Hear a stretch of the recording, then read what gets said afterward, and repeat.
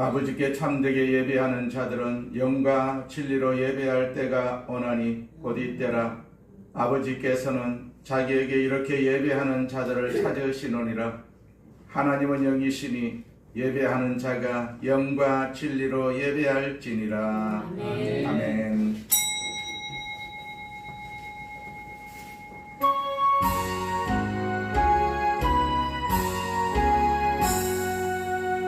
만복의 근원 하나님 온 백성 찬송 드리고 저청사여 찬송하세.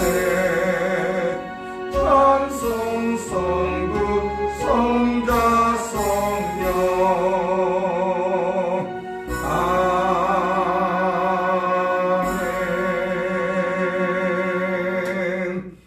전능하사 천주를 만드신 하나님 아버지를 내가 믿사오며 그 외아들 우리 주 예수 그리스도를 믿사오니 이는 성령으로 잉태하사 동정녀 마리아에게 나시고 본디오 빌라도에게 고난을 받으사 십자가에 못 박혀 죽으시고 장사한 지 사흘 만에 죽은 자 가운데서 다시 살아나시며 하늘에 오르사 전능하신 하나님 우편에 앉아 계시다가 거기로부터 산자와 죽은 자를 심판하러 오시리라. 성령을 믿사오며 거룩한 공교회와 성도가 서로 교통하는 것과 죄를 사하여 주시는 것과 몸이 다시 사는 것과 영원히 사는 것을 믿사옵나이다. 아멘. 다같이 은혜 받으실 하나님의 말씀은 시편 14편 1절부터 7절까지 말씀입니다.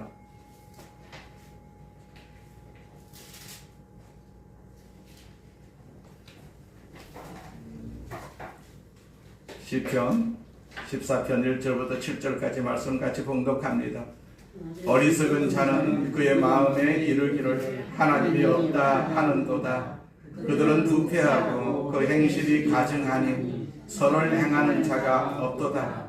여호와께서 하늘에서 인생을 굽어 살피사 지각이 있어 하나님을 찾는 자가 있는가 보려 하신즉 다 치우쳐 함께 더러운 자가 되고 선을 행하는 자가 없으니 하나도 없도다.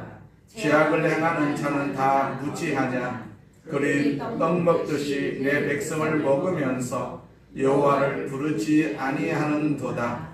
그러나 거기서 그들은 두려워하고 두려워하였으니 하나님이 의인의 세대에 계심이로다. 너희가 가난한 자의 계획을 부끄럽게 하나 오직 여호와는 그의 피난처가 되시도다.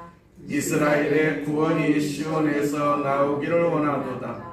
여호와께서 그의 백성을 포로된 곳에서 돌이키실 때 야곱이 즐거워하고 이스라엘이 기뻐하리로다.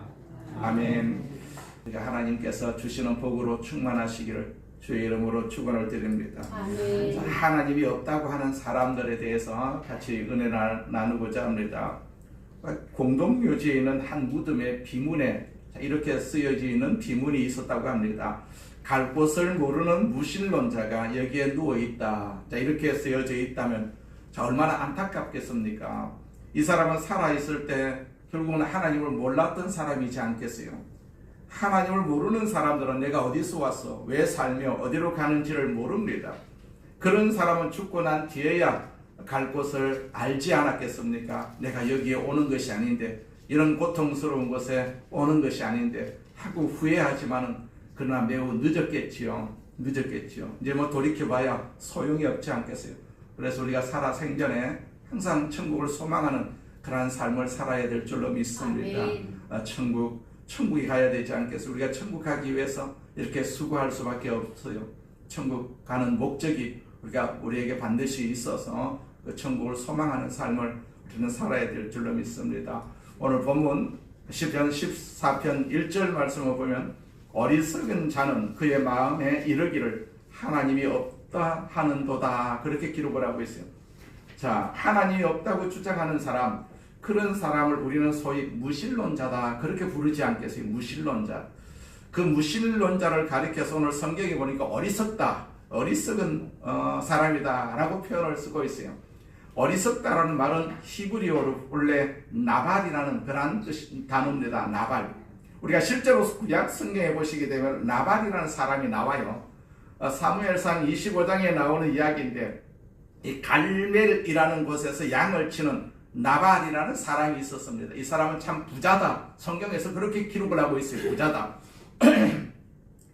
다윗 일행이 그 갈멜에 거주하면서 나발의 양을 지켜주었어요. 자, 그래서 어느 날 나발이 양의 털을 깎고 있다는 소식을 듣고 다윗이 사람들을 보내면서 무엇이든지 좀 먹을 것을 좀 달라고 이런 제안을 하지 않겠어요? 이 나발이라는 사람이 부자였기 때문에 혹시나 다윗과 그 일행이 함께 살면 자기 재산에 축이 날까 싶어가지고 손해가 되지 않을까 싶어서 그 제안을 이런 지하에 거절을 합니다. 그리고 다윗을 좀 악하게 대하지요.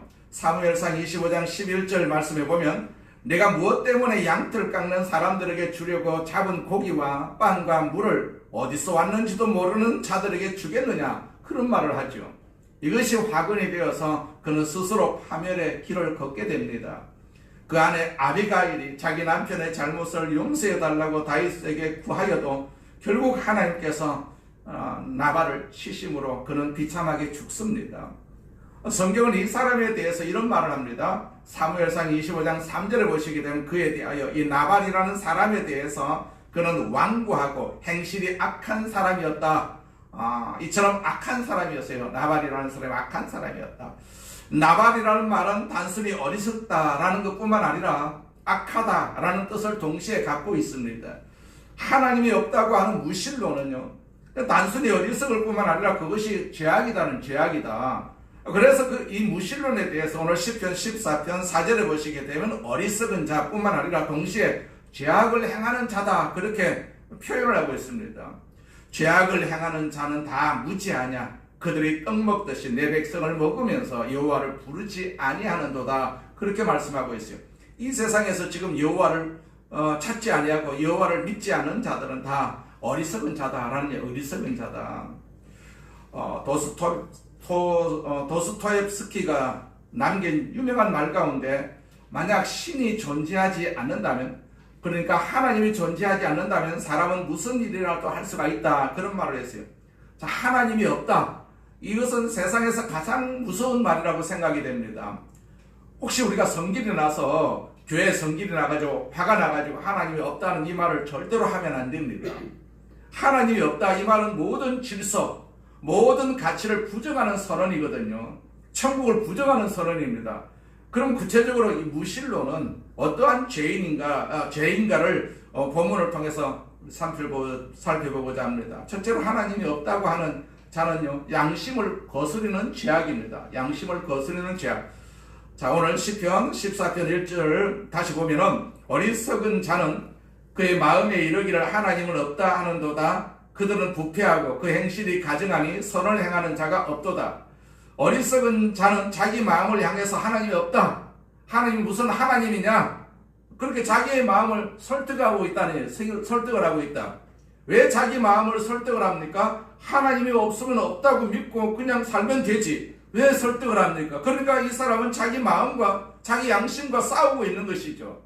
이 사람은 어쩌면 자기 마음 깊은 곳에서 신은 존재할지도 몰라, 하나님은 계실지도 모른다, 이런 마음의 외침을 들으면서도 이 어리석은 자는요, 그것을 억지로 누르고 싶어 합니다. 부정하고 싶어 하는 고집의 고백일 수도 있다라는 얘기죠. 하나님이 없다 하는 사람들은.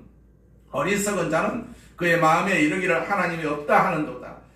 한 기독교 심리학자는 무신론에 관해서 정확히 이렇게 표현을 했습니다. 하나님이 없다, 신이 없다 하는 사람들을 이렇게 표현을 합니다. 그 무신론자는 하나님이 없다고 믿는 사람이 아니다, 신이 없다고 믿는 사람이 아니다, 자기 안에 각인된 그런 하나님 의식과 더불어 그 의식을 키우기 위해서 일부러 싸우고 있는 사람이다, 그렇게 말을 했어요. 하나님 의식이 있어요. 신 의식이 있습니다.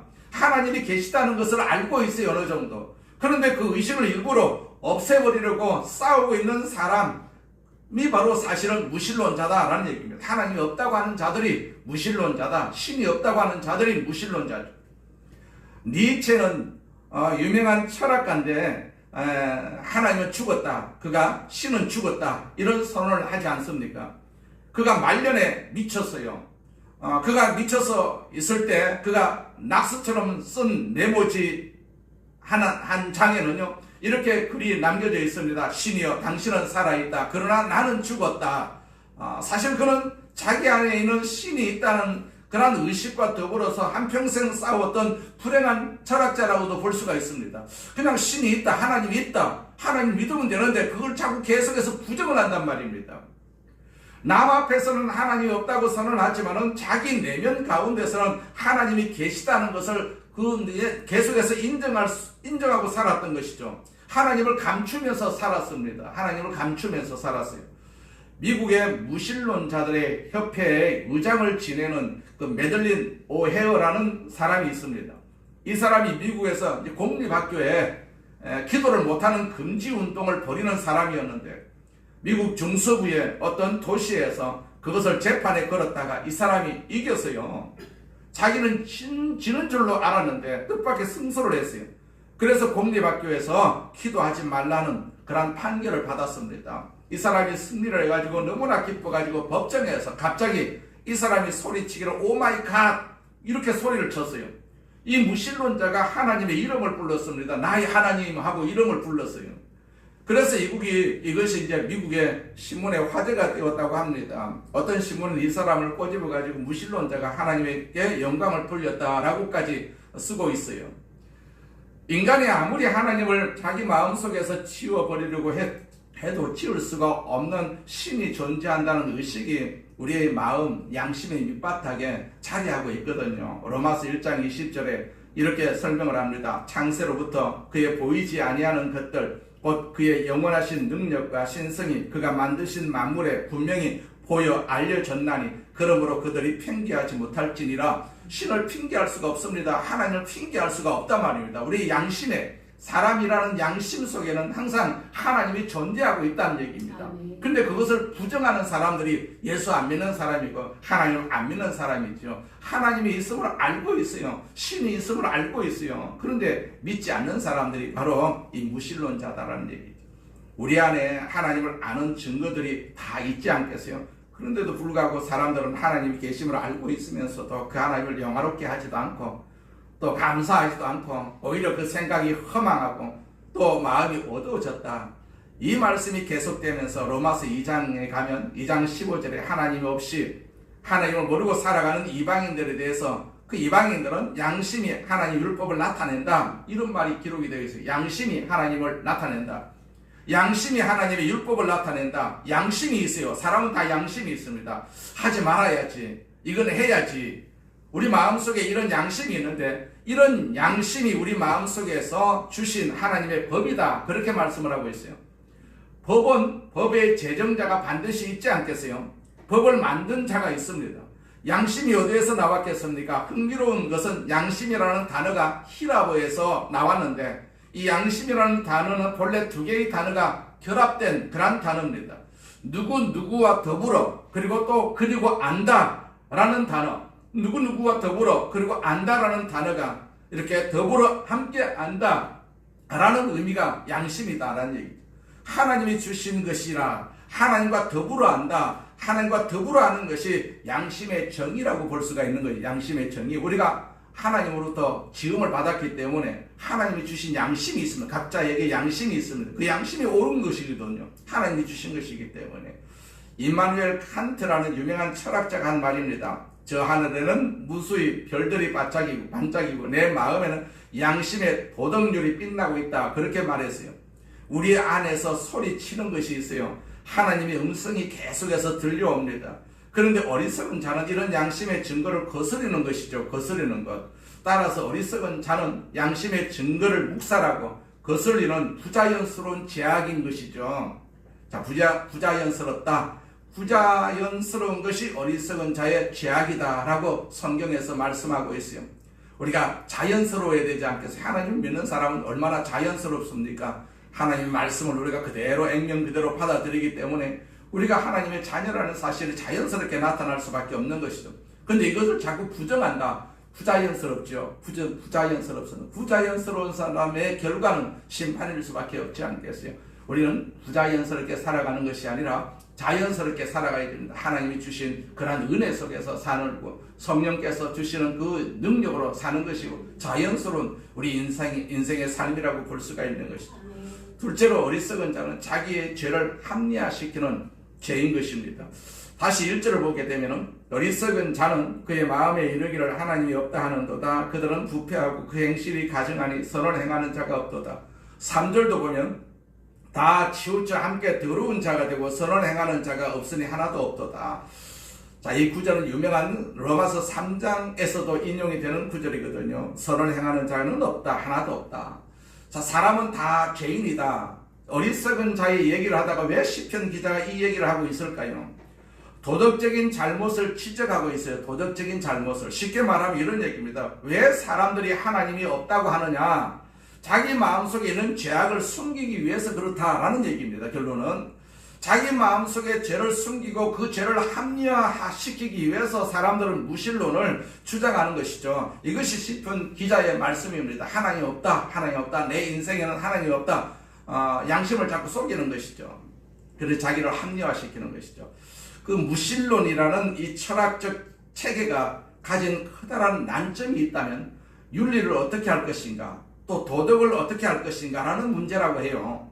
나름대로 무신론자가 고민을 하는 겁니다. 고민을 합니다. 도덕을 어떻게 할 것인가, 윤리를 어떻게 할 것인가, 내가 알고 있는 도덕, 내가 알고 있는 윤리를 어떻게 할 것인가.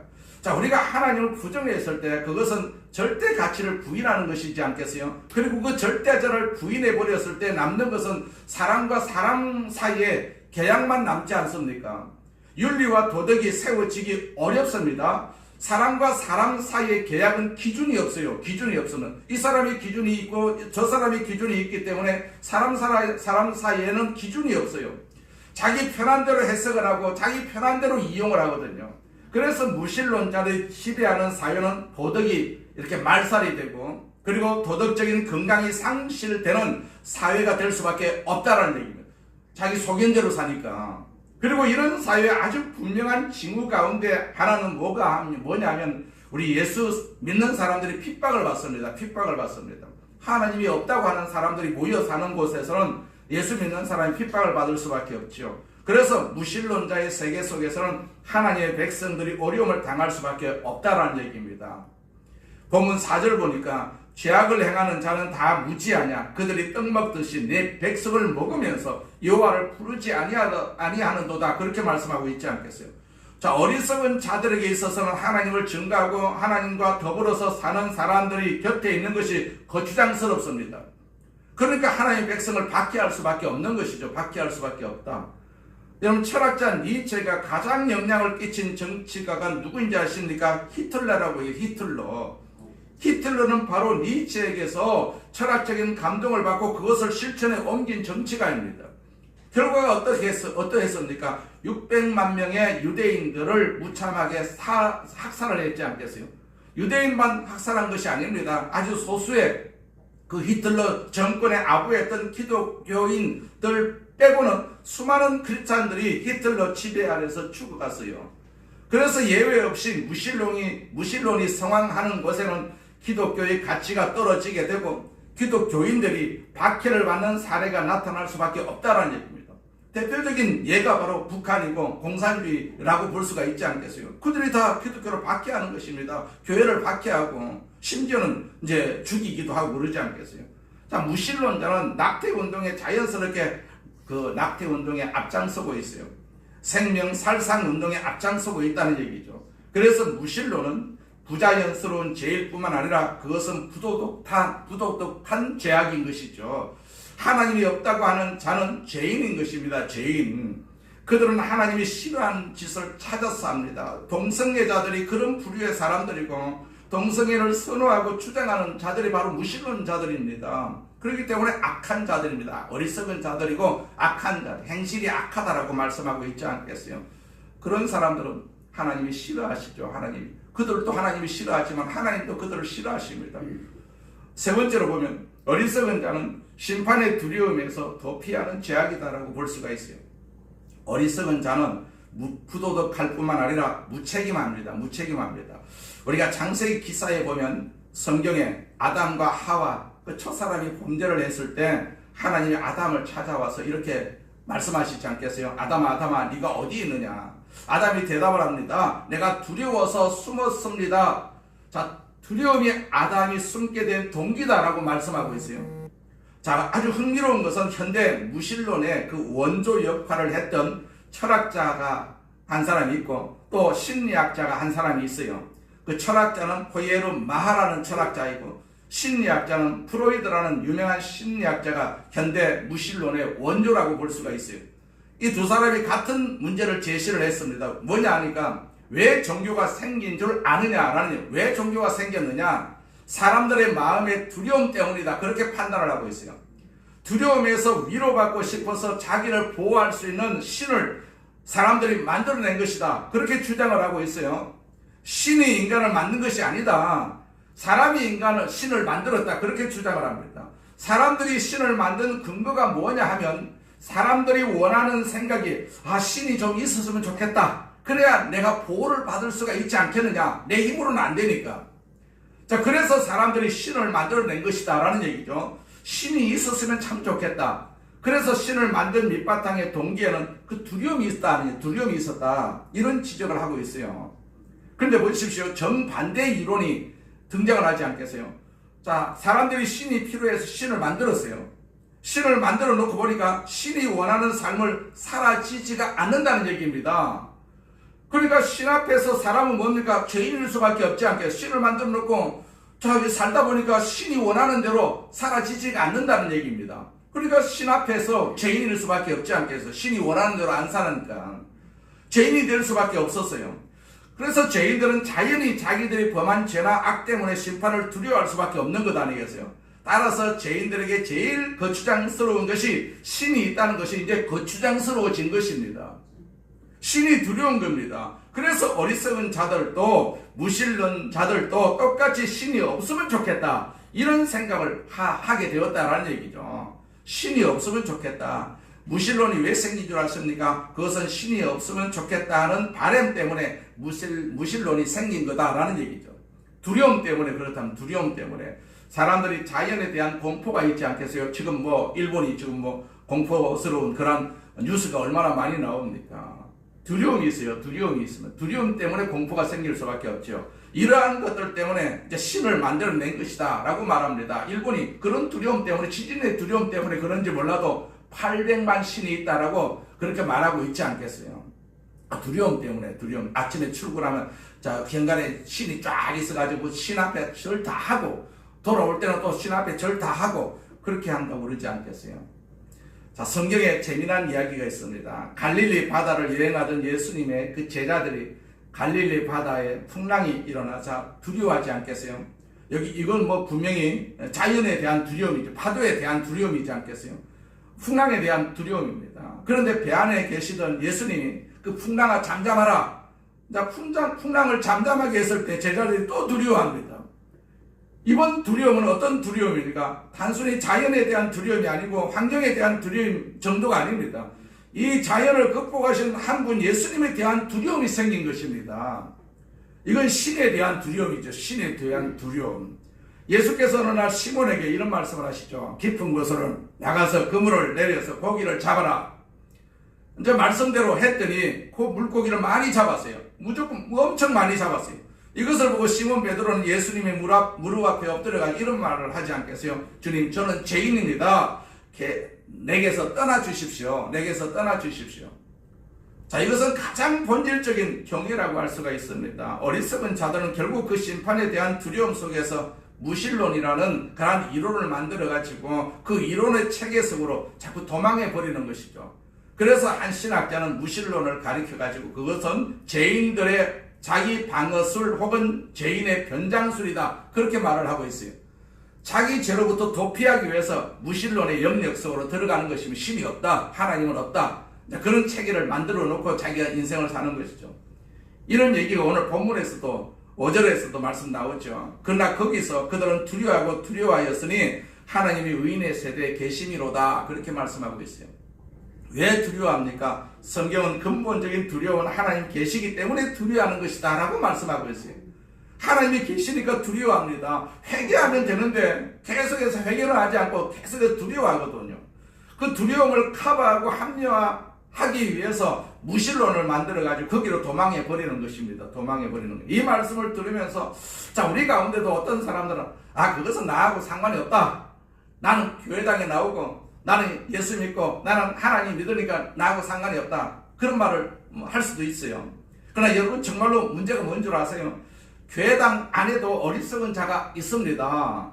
교회당 안에 있는 무신론자들이 있다라는 얘기입니다. 교회 안에 있는 무신론자를 가리켜서 실천적 무신론이다 그렇게 부르고 있어요. 무신론 가운데도 실천적 무신론이 있다는 것입니다. 실천적 무신론자는 하나님 소리도 잘합니다. 찬양도 잘 부를 수가 있습니다. 기도도 할 수가 있습니다. 그런데 그 사람이 살아가는 모습을 보니까, 생활하는 것을 보니까 하나님이 없는 것처럼 살고 있다는 얘기입니다. 남편에 대해서도 마찬가지고 아내에 대해서도 그렇게 대하고 자식에게도 하나님 없는 것처럼 대하고 직장 생활도 그렇고 자, 중요한 결정을 할 때도 하나님이 없는 것처럼 결정을 합니다. 하나님이 없는 것처럼 삽니다. 하나님이 없는 것처럼 사업을 합니다. 하나님이 없는 것처럼 남을 속이고 거짓말도 합니다. 이것이 이제 실제적 무신론자죠. 실제적 무신론자. 실제로는 어리석은 자다. 하나님이 없는 사람이다. 교회를 다녀도 그 말씀이죠. 중요한 것이 무엇입니까? 어떻게 무신론자에게서 우리가 해방될 수가 있습니까? 어떻게 어리석음의 죄악을 극복할 수가 있습니까? 그 대답은 굉장히 간단합니다. 그냥 하나님께로 돌아오시면 되거든요. 하나님께로 오시면 됩니다. 하나님만 믿으면 됩니다.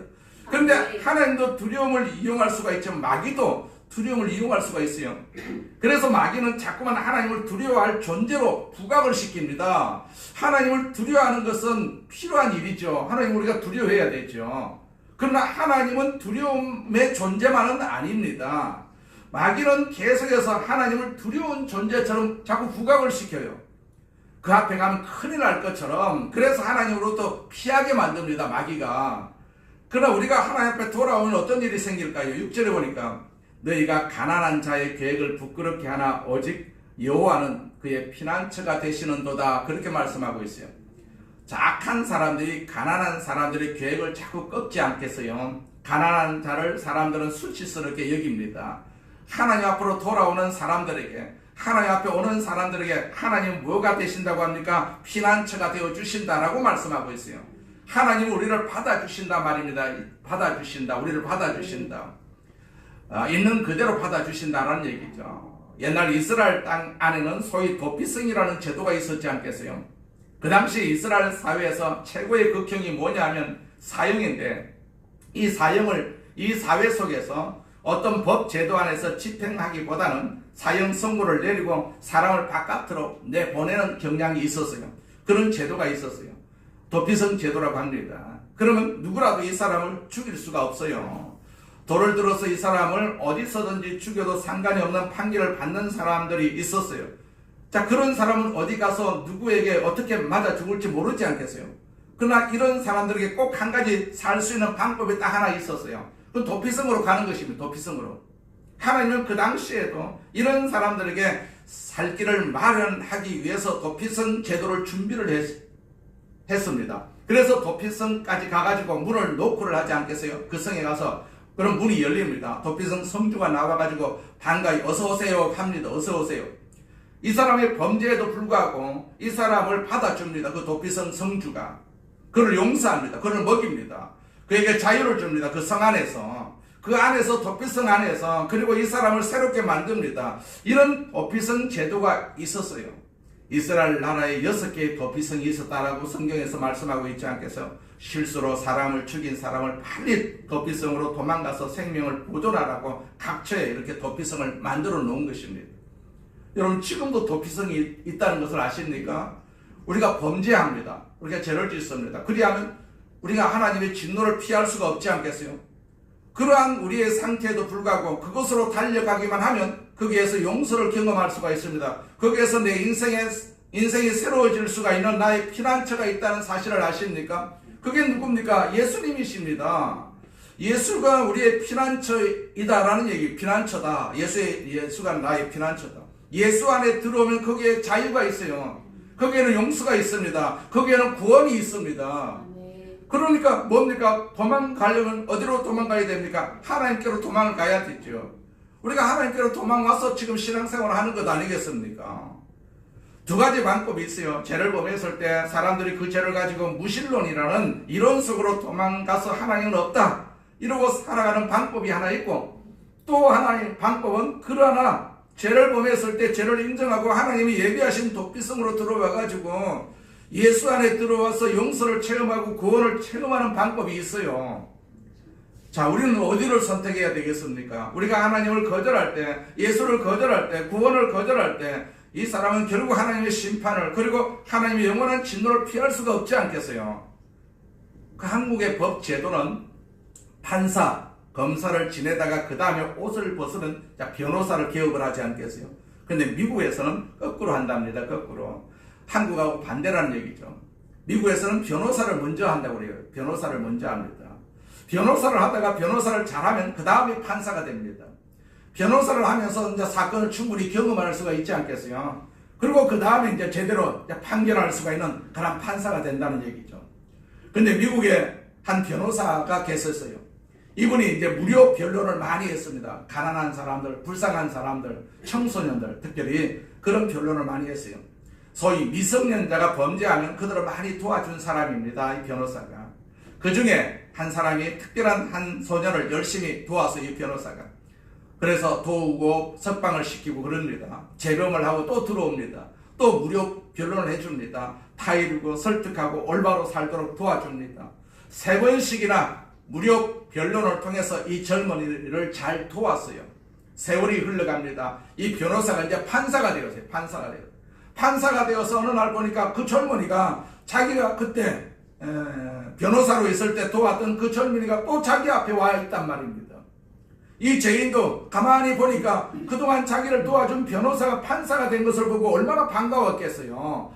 이 사람이 이번에는 어떤 사건으로 법정에 섰느냐 하니까 이번에는 사람을 죽였어요. 그래서 사형에 합당한 제목을 짊어지고 있었어요. 그래서 이 사람이 자기를 잘 알고 있는 판사에게 호소를 합니다. 판사님, 한 번만 옛날처럼 저에게 기회를 주십시오. 이때 판사가 뭐라고 했습니까? 형제요, 내가 변호사로 있을 때 나는 당신을 돕고자 했습니다. 그리고 당신을 도왔어요. 그런데 당신은 나의 충고를 거절했습니다. 또 범죄하고 또 범죄했습니다. 오늘 나는 당신을 변호사로 만나는 것이 아니라 판사로서 나는 당신을 만나고 있습니다. 지금 나에게 필요한 것은 공정한 판결뿐입니다. 당신은 사형이요. 자, 여러분이 예수를 2번 만날 수 있다는 것을 아십니까? 2번 만나요. 지금 예수님 앞에 오시게 되면 예수님 변호사로서 우리를 만나주세요. 우리가 다 변호사로 예수님을 만났어요. 지금 예수님께서 우리 계속해서 하나님 변호를 해주지 않겠어요? 우리가 죄를 지어도 내가 그 변호사한테, 예수님한테 내가 잘못해서 죄를 지었습니다 하면 용서를 해주시지 않겠어요? 우리를 변호해 주시고, 우리를 용서해 주시고, 우리를 구원해 주시고, 우리를 새롭게 해주시는 하나님을 우리가 지금 만나고 있지 않겠어요? 그러나 만약에 예수를 거절하게 되면 어느 날 우리는 그 그리스도를 심판의 주님으로 만날 수밖에 없지 않겠어요? 그때는 구원의 희망이 없습니다. 그러나 아직은 길이 열려져 있어요. 6절과 7절 보시게 되면 너희가 가난한 자의 계획을 부끄럽게 하나 오직 여호와는 그의 피난처가 되시도다. 이스라엘의 구원이 이 시온에서 나오기를 원하도다. 그렇게 말씀하고 있어요. 지금은 구원의 때입니다. 구원의 때. 지금은 은혜의 때입니다. 은혜의 때. 자, 구원의 때가 있고 은혜의 때가 있는데 구원의 때도 사라지고 은혜의 때도 사라질 때가 있다라고 성경에서 말씀하고 있지 않겠어요? 그때는 주님이 재림하실 때 가까울 때입니다. 자, 그렇기 때문에 지금 구원의 시간에 자, 은혜의 때 우리는 구원을 받아야 됩니다. 은혜를 받아야 됩니다. 지금은 구원의 문이 활짝 열려 있습니다. 누구나 구원을 받을 수가 있습니다. 이날 우리가 그분 앞에 나와서 예수 그리스도를 영접하고 내 죄를 회개하고 하나님을 나의 하나님으로 삼고 그 하나님을 아버지로 부르면서 새로운 삶이 시작이 되는 것 아니겠어요? 그러나 그 하나님을 거절하는 자에게는 그 어느 날 기회가 사라진 채 심판자로서의 그분 앞에 서야 할 날이 있다는 것을 우리가 기억을 할 필요가 있지 않겠어요? 자, 우리의 희망의 시간은 지금뿐입니다. 아직 문이 열려 있을 때 우리가 도피성 안으로 우리가 빨리 뛰어 들어와야 되지 않겠어요? 그 안에서 살아야 됩니다. 그래야만 우리가 구원을 받을 수가 있고 우리가 새로워질 수가 있는 것이죠. 예수 안에 우리가 들어와 있어야 됩니다. 항상 예수님 생각하면서 살아야 돼요. 세상 살면서 세상만 생각하는 것이 아니라 우리 예수님을 생각하면서 살아야 돼요. 내가 그분 안에서 살고 있다. 예수 안에서 우리는 새로워질 수가 있다는 것을 믿으시기를 바랍니다. 어디서 우리가 새로워질 수가 있겠습니까? 무슨 강의를 잘 들어서 우리가 새로워질 수가 있으면 그렇지 않습니다. 그거는 깨닫는 것밖에 없습니다. 깨닫고 우리가 새로워질 수가 있는 것은 교회밖에 없습니다. 예수님밖에 없습니다. 이 하나님 말씀밖에 없습니다. 그래서 우리 예수님 안에서 우리가 풍성한 삶을 살기를 우리는 간절히 소망하고 또 소망해야 될 줄로 믿습니다.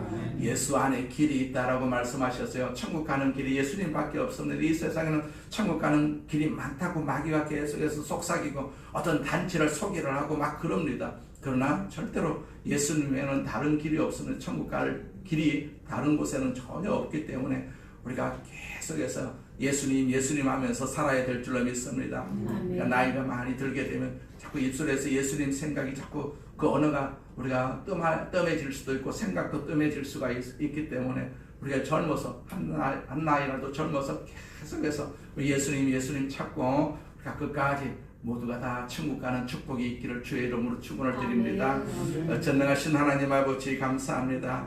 우리 아버지 하나님께서 우리를 사랑하시고 우리를 축복하여 주셔서 이렇게 주의 백성으로 삼아주시고 예수님 안에서 살게 하여 주심을 감사합니다. 일찍이 우리는 천국 가는 길이 무엇인지를 알고 있습니다. 그 예수님 때문에 우리가 천국 가고 오늘 이 시간에도 예수님께서 그 천국 가는 길을 우리에게 확실하게 보여주고 있지 않겠어요? 예수님의 살과 피를 오늘 이 시간 우리에게 제공하고 있습니다. 이 살을 먹어야 되고 이 피를 마셔야만이 우리가 예수님과 한 몸이 될 수가 있고 예수님이 가신 그 길을 우리가 갈 수가 있고 예수님이 계시는 그곳에 우리가 있을 수가 있사오니 오늘 이 시간에도 우리에게 은혜를 주시옵소서. 우리를 축복하여 주시옵소서. 예수님의 이름으로 기도드립니다. 아멘. 자, 아프신 분 아픈 곳에 손 얹고 문제가 있으신 분 가슴에 손 얹고 예수님 앞에 기도합니다. 전능하신 하나님 아버지, 우리가 예수님의 살과 피를 이렇게 먹고 마셨습니다. 예수님이 내 안에 계심을 감사합니다. 아멘. 나도 예수님 안에 거하게 하심을 감사합니다. 아멘. 이 은혜로 우리가 살고 있사오니 다시 한번 이 은혜가 우리의 삶의 장에 넘치도록 임하여 주옵소서. 아멘. 특별히 하나님 아버지, 우리 육신을 만드신 하나님께서 우리 육신을 치료하여 주심을 믿습니다. 아멘. 아버지, 세상이 우리를 치료하지 못해도 하나님은 우리 몸을 치료할 수가 있사오니 우리 몸을 치료하여 주옵소서. 우리 육신을 괴롭히는 모든 악한 질병은 떠나갈지어다. 악한 병만은 떠나갈지어다. 관절의 질병도 떠나갈지어다. 허리 척추의 질병도 떠나갈지어다. 하나님께서 우리 관절도 허리의 척추도 하나님께서 재생시켜 주셔서 우리가 주님 오시는 날까지 건강한 몸으로 주님을 섬길 수 있도록 하나님께서 도와주시옵소서. 하나님 나라의 백성으로 삼아주시옵소서. 암은 떠나갈지어다. 암은 떠나갈지어다. 예배들 우리 모든 성도들이 암으로 고통당하지 않게 하여 주옵시고 깨끗하게 치료되게 하여 주셔서 하나님 앞에 쓰임받게 하여 주옵소서. 영화롭게 하는 귀한 도구로 삼아주시옵소서. 우리 아버지 하나님 이 시간에도 우리가 여러가지 어려움이 있어서 주님 앞에 기도하오니 저주는 떠나갈지어다. 사업장을 축복하여 주심을 감사합니다. 직장을 축복하여 주심을 감사합니다. 우리를 복되게 하여 주셔서 쓰임받게 하여 주옵시고 영화롭게 하는 도구로 삼아 주심을 감사합니다. 하나님, 우리 자녀들을 위해서 기도하오니 우리 자녀들을 축복하여 주옵소서. 머리되게 하여 주옵소서. 그 직장에서도 머리되게 하여 주옵시고 하시는 사업에도 복되게 하여 주옵소서. 우리 손자 손녀들을 위해서도 기도하오니 하나님께서 그들에게 지혜를 주심을 감사합니다. 공부하는 자리에서 하나님께서 하나님을 영화롭게 하는 지도자로 아버지의 도구로 삼아 주시옵소서. 그래서 머리되게 하여 주시옵소서. 하나님께서 우리를 사랑하심을 감사합니다. 우리를 축복하여 주심을 감사합니다. 주님 오시는 그날까지 건강하게 하여 주시옵소서. 우리를 축복하여 주시옵소서. 주께서 함께 하여 주심을 감사하며 예수님의 이름으로 기도드립니다. 아멘.